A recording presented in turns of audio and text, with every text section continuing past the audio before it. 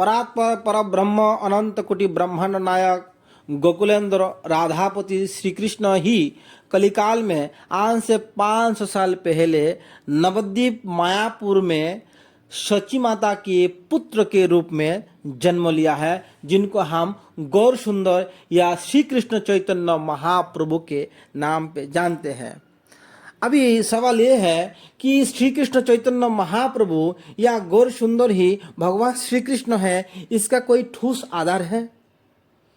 इसका प्रमाण शास्त्र में बहुत ही है। मैं आपको कुछ अंश विश्लेषण अर्थात वर्णन करने का प्रयास करेंगे। देखिए, श्वेता शतर उपनिषद में बोलता है, महान प्रभवोई पुरुष सत्य स्वैश प्रवर्तक। श्वेता शतर में 6-7-3 में बोल रहा है कि वो महान पुरुष जो परम ब्रह्म है, वो महाप्रभु के नाम पे भी उनको जाना जाता है।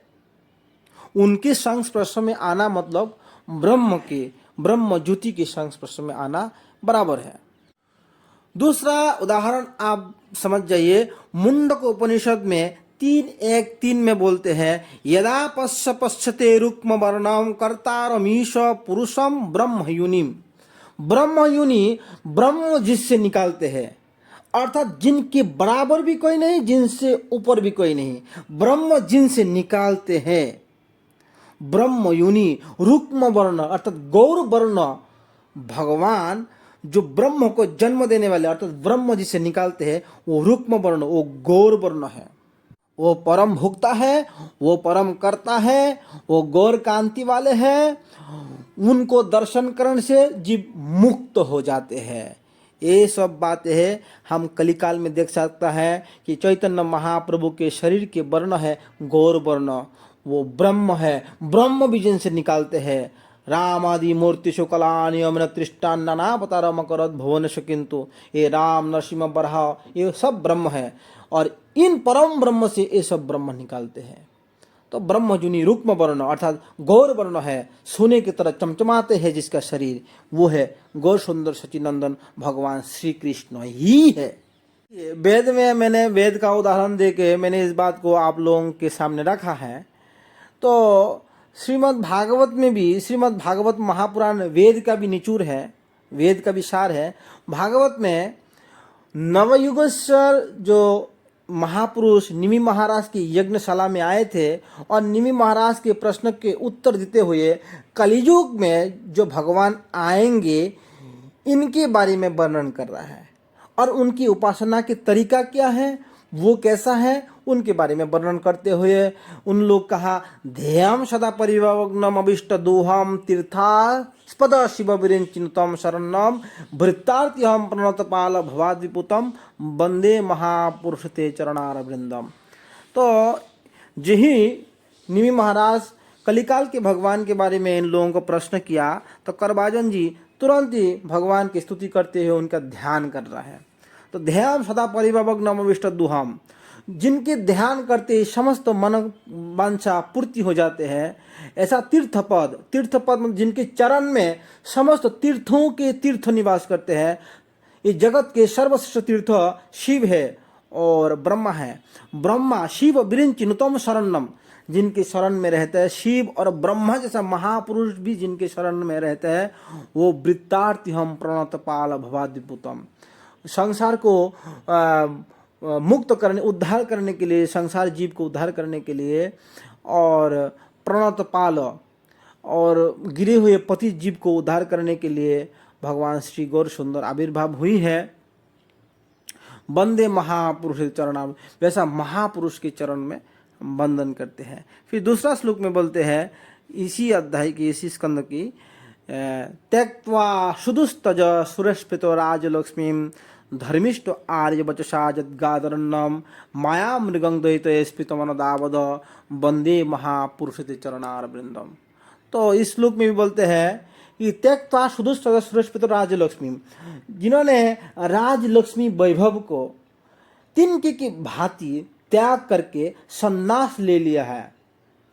धर्मिष्ठ आर्य वचसाम जद्गादरन्नम, एक ब्राह्मण के वचन को सत्य करने के लिए और मायाबद्ध पति जीव को उद्धार करने के लिए सन्यास धारण करते हुए पूरा जगत को भ्रमण करते हुए हरिनाम के द्वारा जिन्होंने जगत को मुक्त किया, उद्धार किया, ऐसा महापुरुष गौर सुंदर के चरणों में प्रणाम करते हैं। अच्छा देखिए, एक प्रश्न, कोई भगवान या भगवान के अवतार आज तक सन्यास नहीं लिया है, ठीक है, और कोई भगवान या भगवान के अवतार गौर वर्ण अर्थात कच्चा सोने की तरह चमचमाता हुआ शरीर लेके जन्म नहीं लिया है, अवतरण नहीं हुई है, लीला नहीं किया है। एकमात्र गौर सुंदर सचिनंदन में ही ये सारे बात घटित होते हैं, अर्थात इनमें ही ये सारे लक्षण पाया जाते हैं।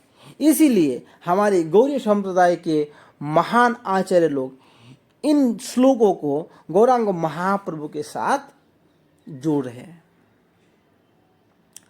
और इसका और भी स्पष्ट रूप में आप लोग समझ सकते हैं कि वैसा भगवान के नाम है त्रियुग। भगवान के एक नाम त्रियुग। श्री प्रहलाद जी भगवान नरसिंह की स्तुति करते हुए, बहुत दिव्य स्तुति है, स्तुति में सारे चीज का वर्णन किए गए हैं। तो उन स्तुति में प्रहलाद जी बोलते हैं, इत्थम नितिर्ज गृषदेव जशावतार लोकान विवावयसी हंसी जगत प्रतिपान धर्म महापुरुष पाशी जुगानुवृत्तम छन्न कलु यद भवस्ति जुग अथ सत्वम। तो प्रहलाद जी कह रहा है कि हे प्रभु, आप विभिन्न बहुत अवतार लेते हैं और बहुत अवतार लेके इस जगत को उद्धार करते हैं। हे धर्मधारी, हे महापुरुष, लेकिन आप कलिकाल में अवतार तो लेते तो है, लीला करते तो है, लेकिन ये सारे चीजें छुप के होता है। सिर्फ आपके अंतरंग भक्त ही जान पाते हैं, जनसाधारण या कोई ऐसा विशेष व्यक्ति लोग भी नहीं जानते हैं। मुट्ठी भर लोग ही जानते हैं कि आप भगवान हैं और आप लीला करके चले जाते हैं। इसीलिए आपको, आपकी एक नाम है त्रियुग। त्रियुग के मतलब 3 युग, अर्थात सत्य त्रेता द्वापर में आप आते हैं, सब लोग जान भी लेते हैं, शास्त्र बोलते भी है पुकार पुकार करके, लेकिन कलियुग में आते हैं, लीला करते हैं, मुट्ठी भर लोग जान पाते हैं। और शास्त्र में भी इस बात को गुप्त भाव से रखा गया है।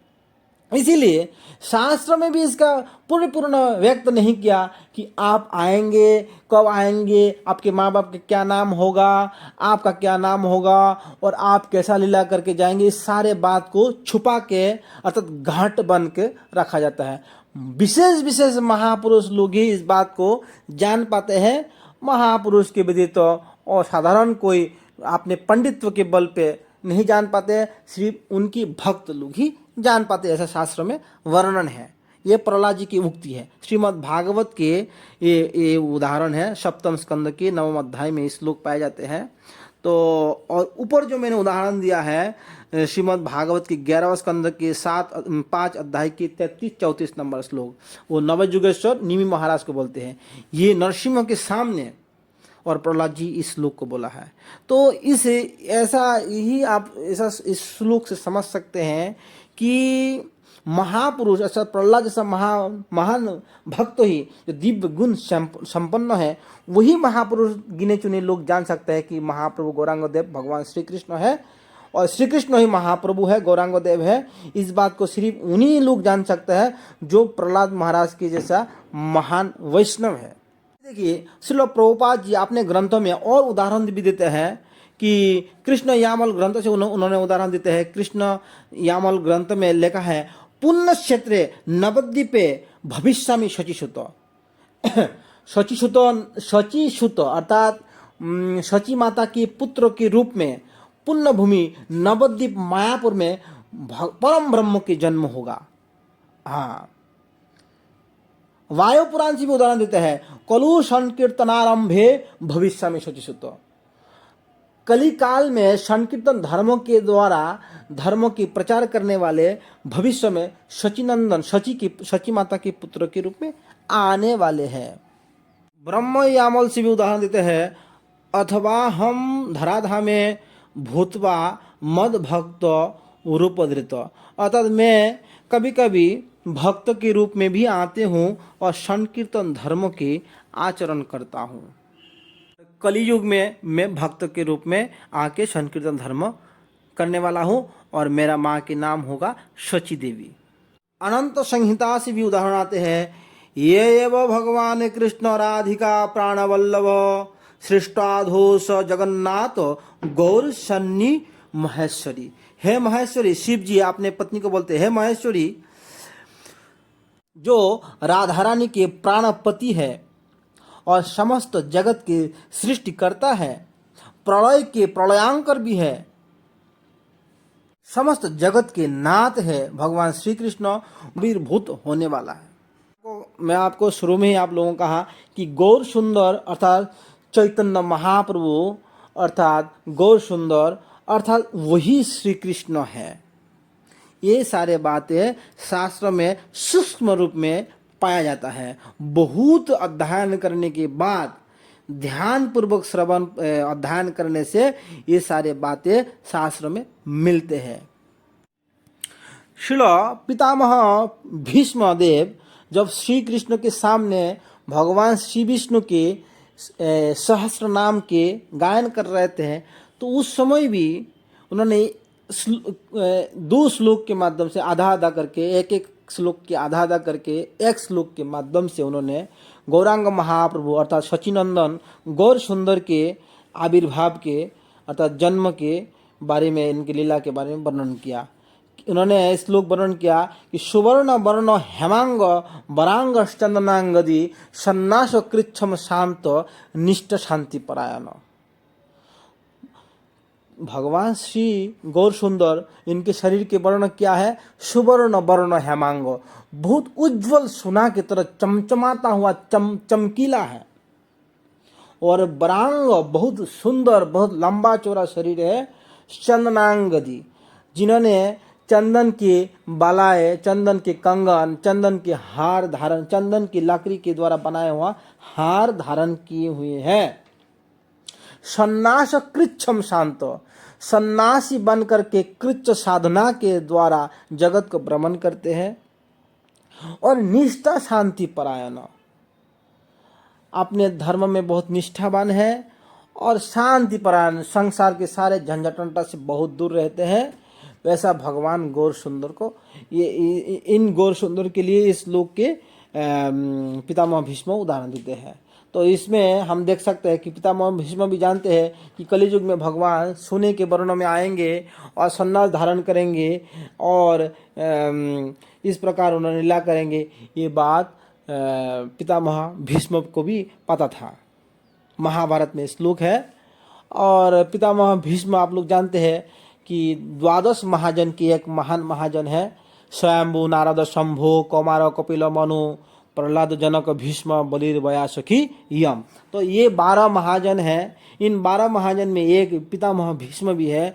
और वो पितामह भीष्म भगवान गौर सुंदर के लिए ऐसा जब सहस्र नाम में भी उनका स्तुति की है। तो इससे प्रमाणित क्या है?